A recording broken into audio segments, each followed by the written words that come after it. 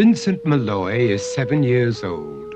He's always polite and does what he's told. For a boy his age, he's considerate and nice. But he wants to be just like Vincent Price.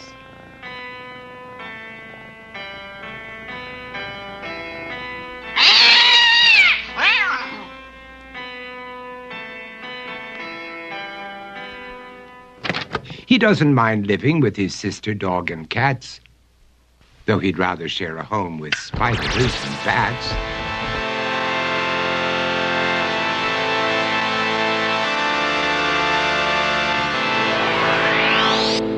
There he could reflect on the horrors he's invented and wander dark hallways alone and tormented.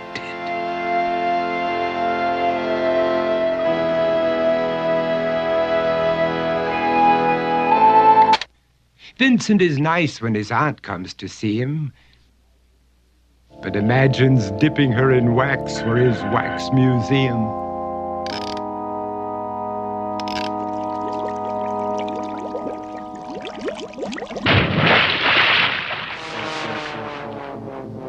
He likes to experiment on his dog, Abercrombie, in the hopes of creating a horrible zombie.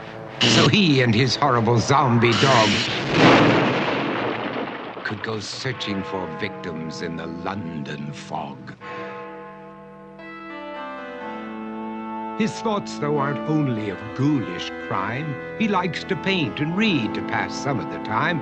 While other kids read books like Go, Jane, Go, Vincent's favorite author is Edgar Allan Poe. One night, while reading a gruesome tale, he read a passage that made him turn pale. Such horrible news he could not survive, for his beautiful wife had been buried alive. He dug out her grave to make sure she was dead, unaware that her grave was his mother's flower bed. His mother sent Vincent off to his room. He knew he'd been banished to the Tower of Doom, where he was sentenced to spend the rest of his life alone with the portrait of his beautiful wife.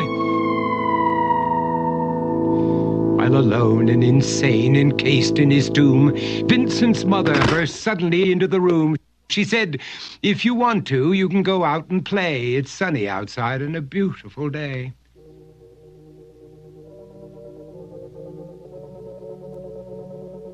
Vincent tried to talk, but he just couldn't speak. The years of isolation had made him quite weak. So he took out some paper and scrawled with a pen, "I am possessed by this house and can never leave it again." His mother said, "You're not possessed and you're not almost dead. These games that you play are all in your head.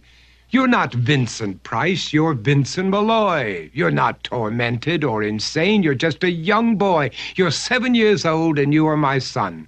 I want you to get outside and have some real fun." Her anger now spent, she walked out through the hall. And while Vincent backed slowly against the wall, the room started to sway, to shiver and creak. His horrid insanity had reached its peak.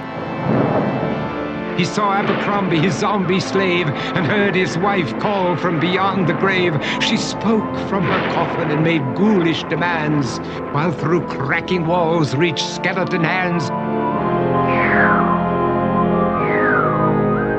Every horror in his life that had crept through his dreams swept his mad laughter to terrified screams. To escape the madness, he reached for the door, but fell limp and lifeless down on the floor.